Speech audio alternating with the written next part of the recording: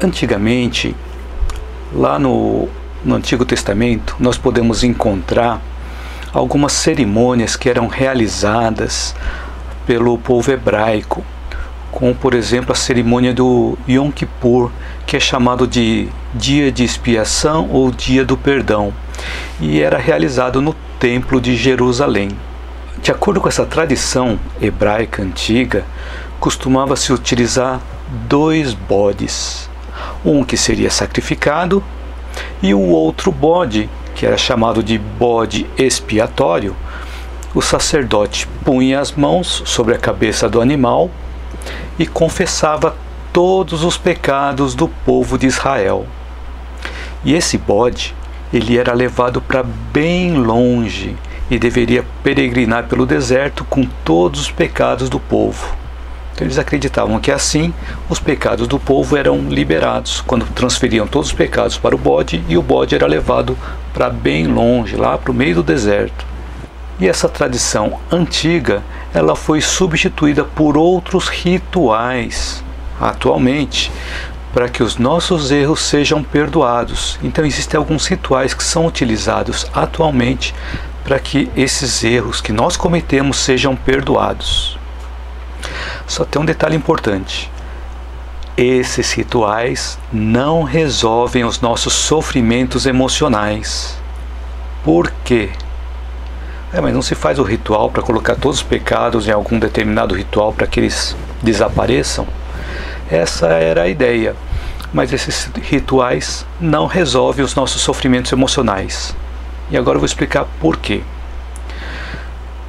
Porque ou pelo nosso medo, ou pela nossa inconsciência, não lidamos com as nossas dificuldades, com os nossos desafios.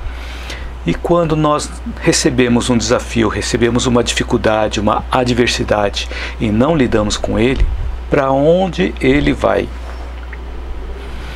Todas as nossas experiências, elas são arquivadas no nosso inconsciente, que seria o porão do nosso sistema psíquico, onde nós guardamos todas as nossas experiências, as boas e as que nós achamos que não são boas. Então, quando nós temos dificuldades, desafios, adversidades, que são situações que nós achamos que não são boas e não lidamos com elas, nós armazenamos lá no porão do nosso sistema psíquico, que é chamado de inconsciente. Então fica tudo armazenado lá. E todos nós temos o ego, que é uma estrutura que foi dada a todos nós, para que junto com a nossa consciência possamos lidar com os nossos problemas. O problema não é o ego, o problema é ele não estar bem estruturado por nós. Porque quando nós achamos que a nossa identidade é somente o ego,